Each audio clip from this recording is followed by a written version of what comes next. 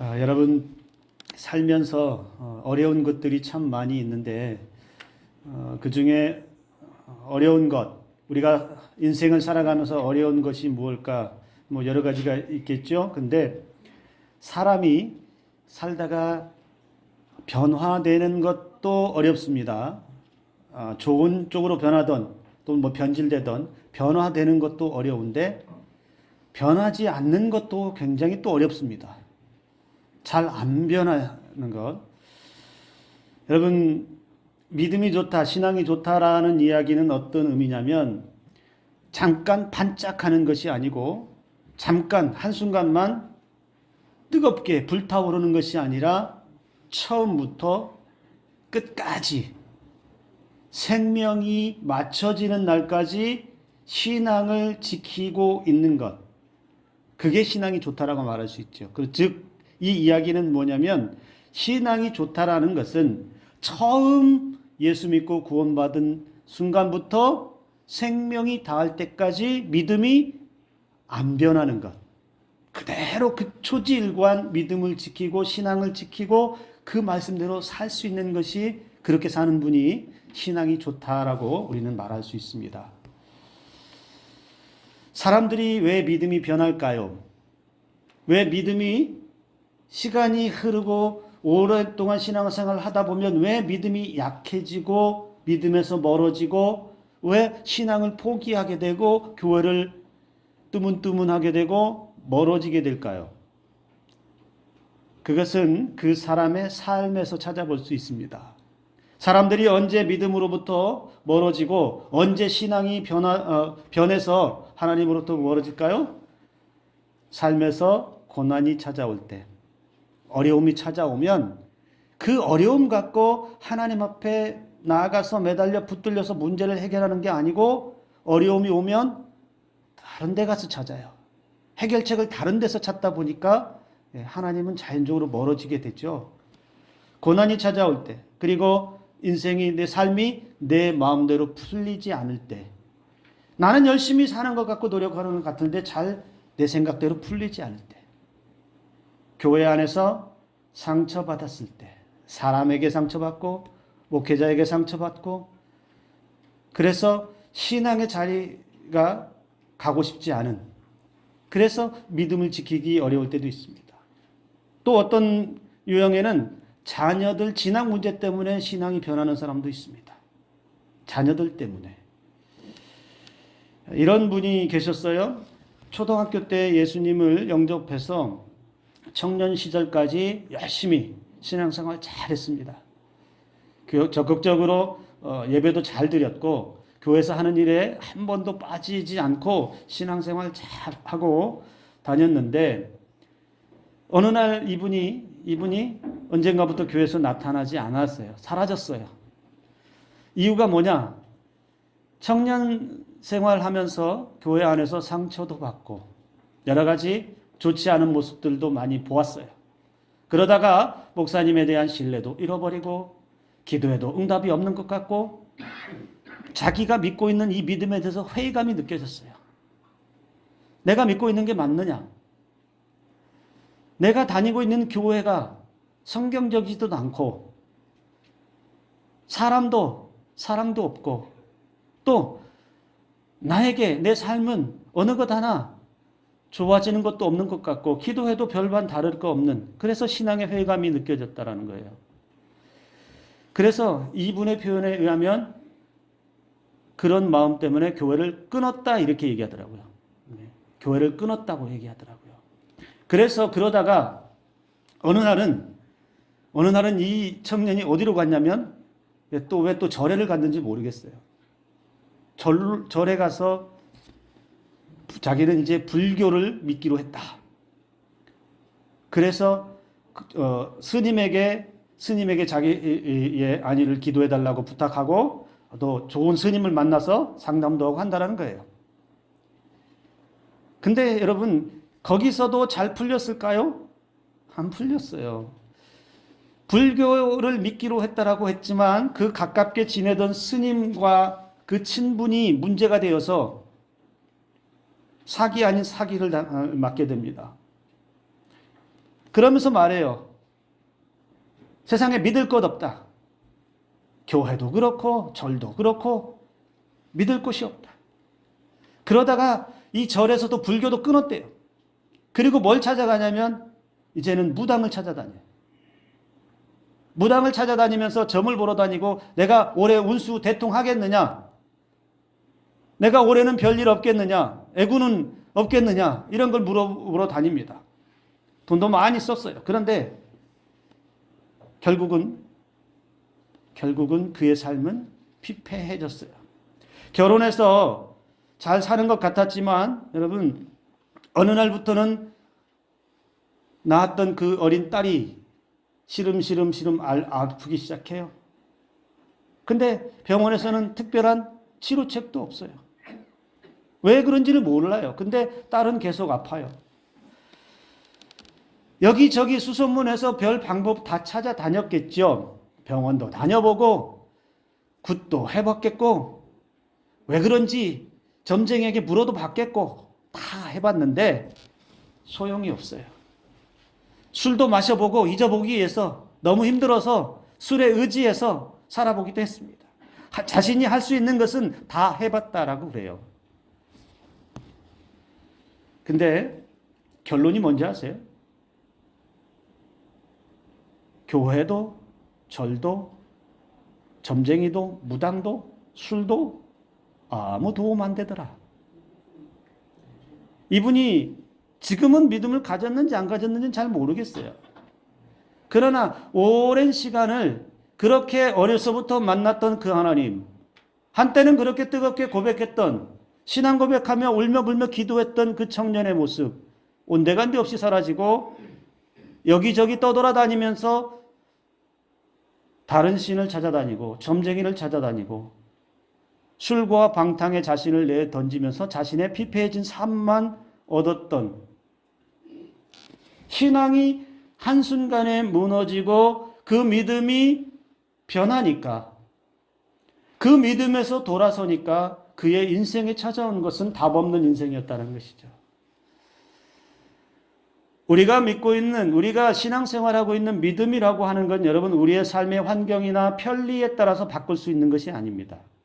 우리가 하나님을 믿는다라고 하는 것은 어떤 취미 생활을 하는 것이 아니고요. 개인의 어떤 취향에 따라서 종교를 하나를 얻는 그런 정도의 신앙이 아니라는 거예요. 이거 해서 안 되면 저걸로 바꾸고 이 길이 아니면 저 길로 가고 이 방법이 아니면 다른 길로 가면서 끊임없이 자기의 인생을 개척해 나가는 것이 신앙의 여정이 아니라는 거예요. 신앙은 오직 한 길, 예수 그리스도 그 은혜 하나만 바라보고 십자가의 그 은혜 하나만 바라보고 그 길이 더딜지라도 그 길이 험한 길일지라도 십자가의 예수 그리스도만 바라보고 가는 길, 묵묵히 끝까지 갈 수 있는 길, 이것이 신앙이라는 것이죠. 삶이 어떠할지라도 내 삶이 어떤 상황에 떨어졌을지라도 주님을 바라보는 그 믿음만큼 변하지 않는 것, 이게 진짜 신앙이라고 말할 수 있습니다. 여러분 오늘 출애굽기 13장 말씀에 이스라엘 백성들이 애굽에서 나왔습니다. 애굽에서 나와서 이제 그들에게는 하나님께서 약속하신 약속의 땅을 위해서 힘차게 출발했습니다. 사람의 말로는 표현할 수 없는 구원의 사건을 통해서 이스라엘 백성들이 이제 광야 행진을 시작하게 되었습니다. 죄악으로부터도 구별하셨고 애굽 재앙으로부터도 여러분 구별해내시고 그래서 이제 더 이상 죄의 노예도 아니고 애굽을 섬겨야 하는 그런 신분도 아니고 이제는 하나님의 백성으로 하나님을 예배하는 하나님의 은혜로 살아가는 백성으로 살아가게 되었습니다.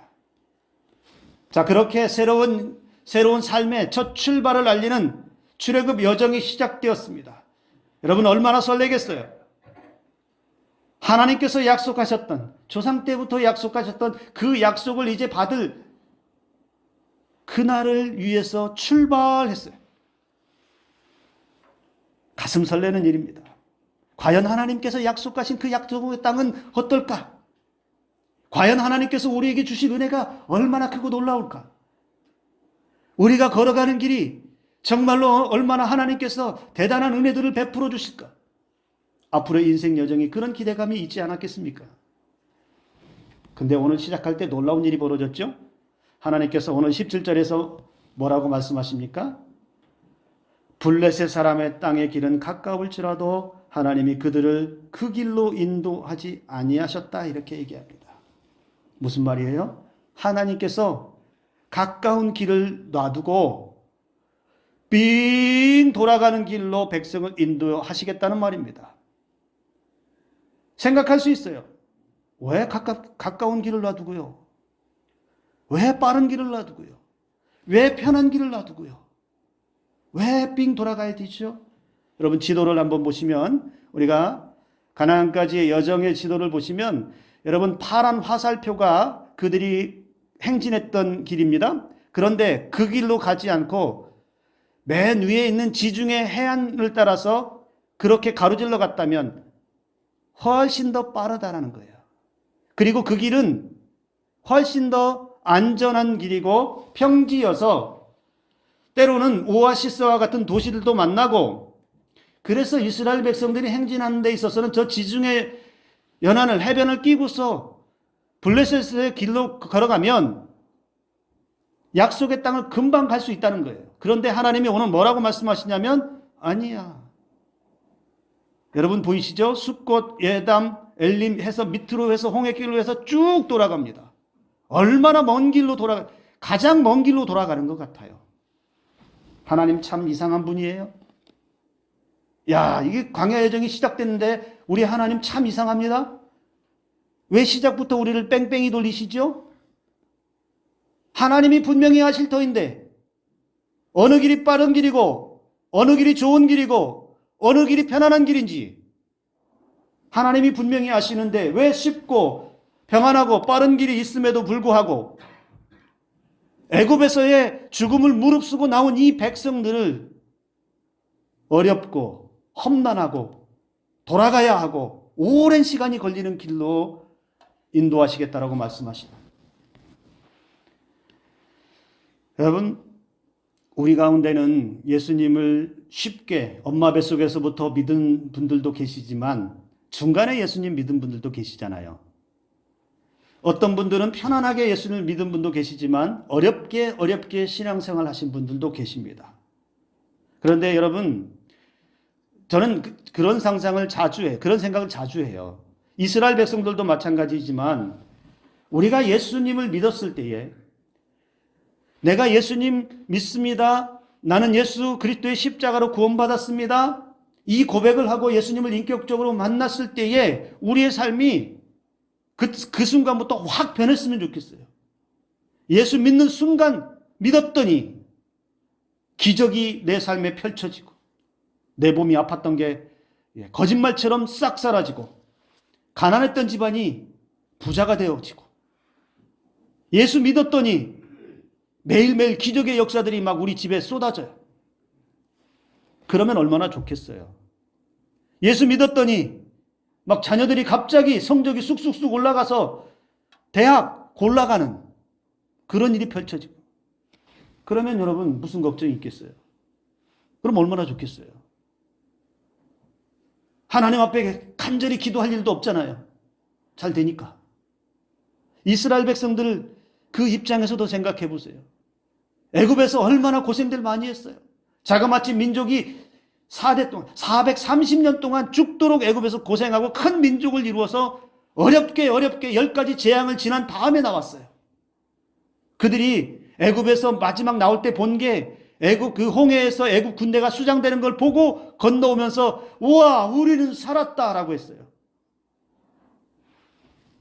여러분 애굽에서의 그 힘들었던 고난이었던 그 삶을 이제 뒤로 하고 새로운 삶 하나님께서 조상 때부터 약속하신 그 분꿈을 안고 새로운 삶이 쫙 하고 시작됐는데 눈을 딱 떴을 때에 하나님께서 약속하신 그 땅이 쫙 있었으면 얼마나 좋았겠어요.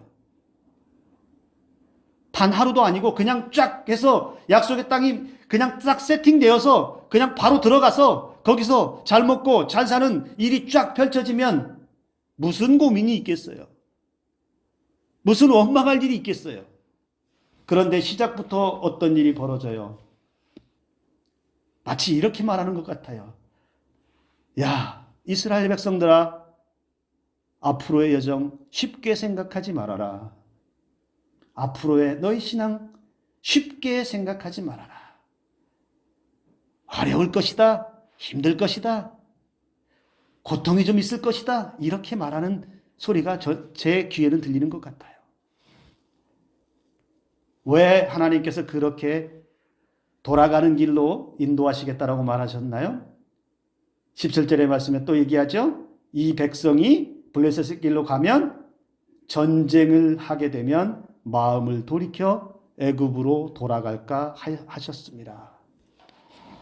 블레셋 길로 가다가 좋은 길로 가다가 편안한 길로 가다가 블레셋 민족을 만나면 그들과는 필연적으로 싸우고 다투어서 전쟁을 하게 될 터인데 전쟁을 하게 되면 이스라엘 백성들은 두려워서 싸울 수 없어서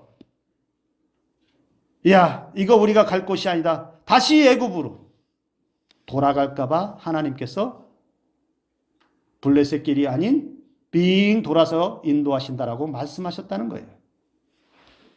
당시 블레셋 민족은 여러분 대대로 이스라엘 민족을 괴롭혔던 사나운 민족입니다.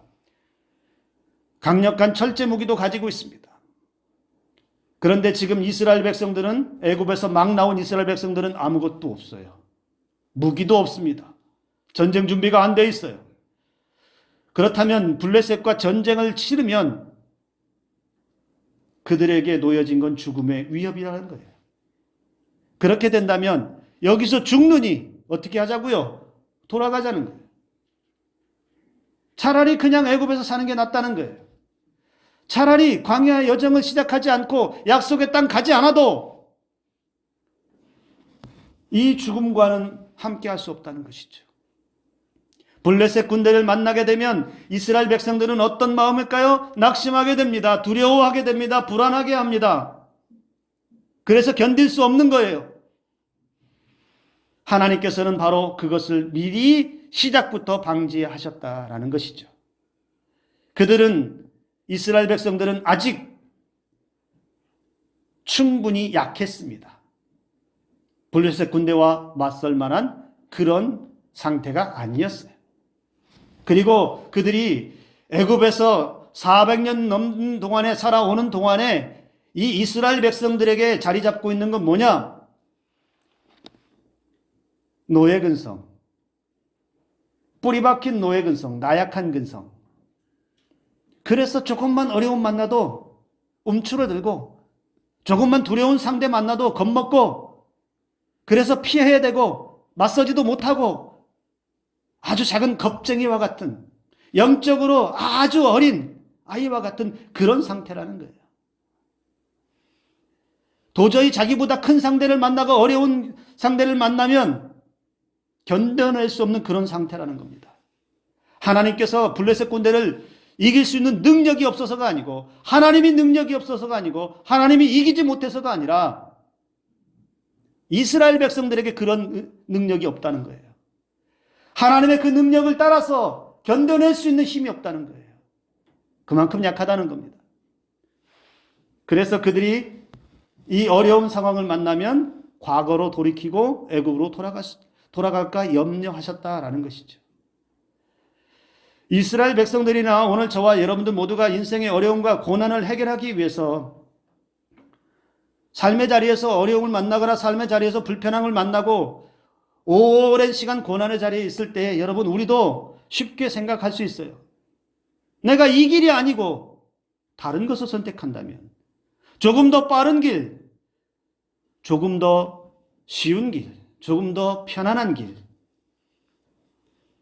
고생스럽고 어렵고 힘든 거 왜 굳이 이렇게 사서 고생을 하느냐라고 우리는 말할 수 있다는 거예요.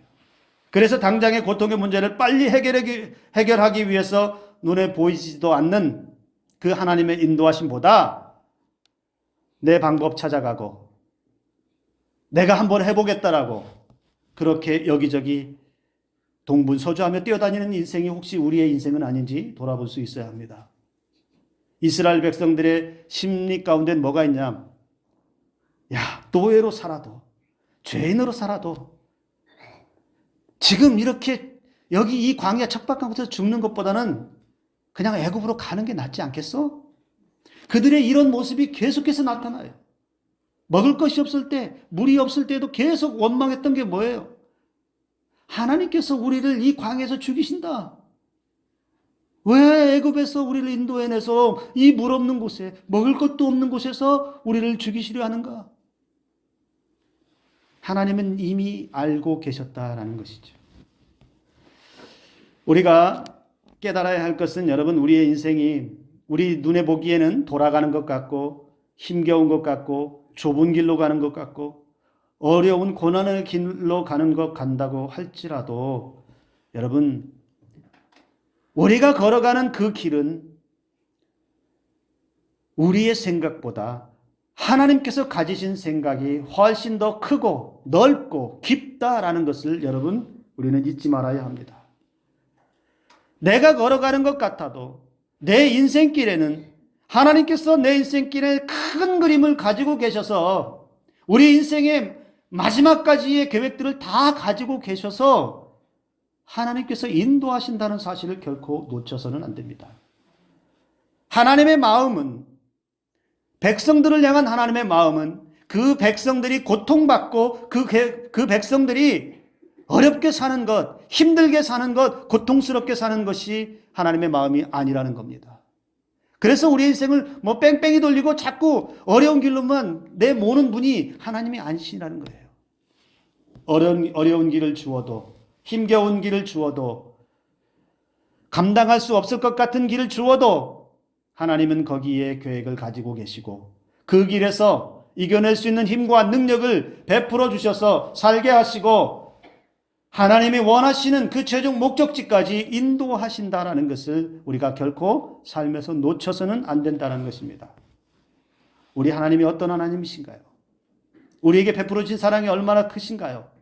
하나님은 저와 여러분들을 자녀 삼기 위해서, 저와 여러분들의 죄 가운데 있을 때 죄와 사망 권세에서 구원하시기 위해서 독생자 예수 그리스도를 이 땅에 보내셨고 우리의 죄와 허물들을 죄 없으신 예수님이 대신 지게 하심으로, 그리고 그 십자가에 죽게 하심으로 우리의 죄값을 치르시고 우리를 살려내시는, 우리에게 영원한 생명을 주시는, 사망 권세를 이기게 하시는 그런 은혜를 베풀어 주신 분이 하나님이십니다. 그런데 우리의 인생을 어찌 고통의 자리로 내모신다라고, 우리를 힘들게만 인도하신다라고, 우리를 어려운 길로, 고단한 길로만 인도한다라고 우리가 어떻게 불평할 수 있겠습니까? 하나님께서 우리를 바라보실 때 가장 큰 아픔이 무엇이겠습니까? 하나님의 백성들을 바라볼 때 하나님께서 가장 안타까워하시는 게 뭘까요? 삶이 고달프다고, 어렵다고, 안 된다고, 가진 것 없다고 하나님에게서 돌아서는 사람, 하나님의 은혜를 쫓다가 어렵다고, 힘겹다고, 안 된다고 하나님 앞에 돌아서는 사람, 그래서 세상으로 나가는 사람, 일이 안 풀린다고 과거의 죄악의 상태로 그저 돌아가는 사람들, 하나님이 아닌 것에서 다른 문제 해결을 찾겠다고 애를 쓰는 사람들을 보면 하나님은 아파하신다는 거예요. 예수 믿어도, 예수님 잘 믿어도, 신앙생활 오래 해도 여러분 잘 보면 돌아가는 인생들이 있고요.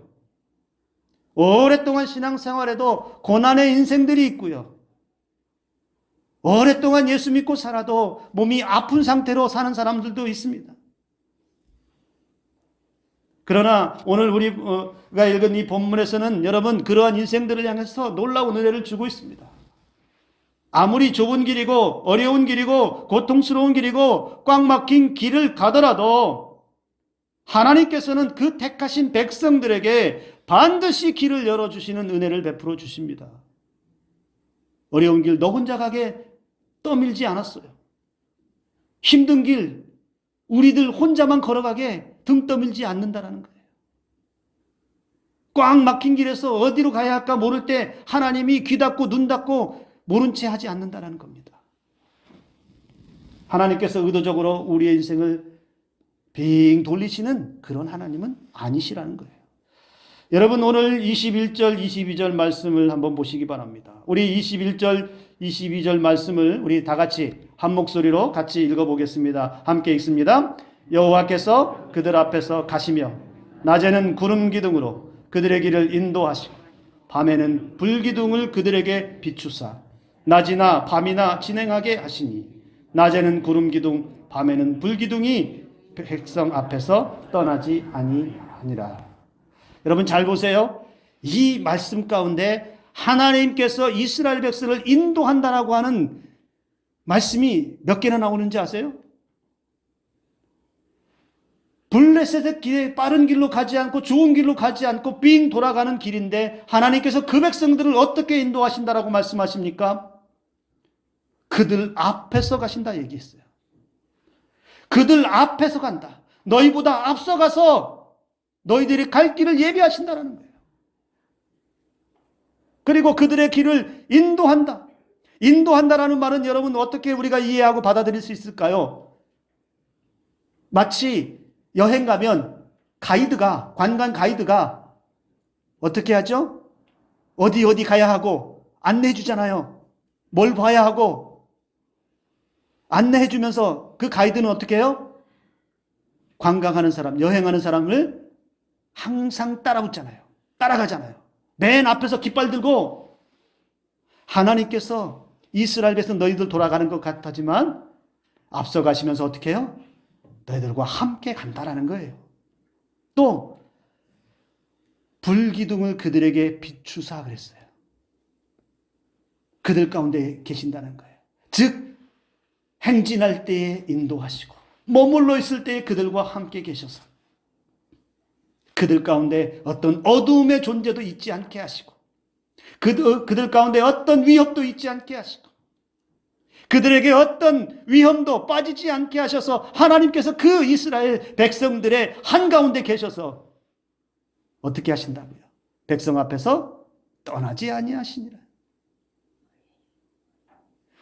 너희들의 가는 길이 너희가 생각할 때에는 돌아가는 것 같아서 힘겹고 못 갈 것 같고 블레셋의 군대를 만나면 죽을 것 같고 그래서 도저히 이 여정은 우리는 못 갈 것 같아요라고 생각되어질지 모르지만 이 험난한 길에, 이 돌아가는 길에, 이 고단한 길에, 이 어려운 길에 하나님께서 너희보다 앞서 가시면서 너희들을 이끌어 가시면서 너희들이 행진할 때에는 구름 기둥으로 인도하셔서 갈 길을 보여주시고 너희들이 머물러 있는 그 자리에는 불기둥으로 비추셔서 너희들과 함께 있겠다.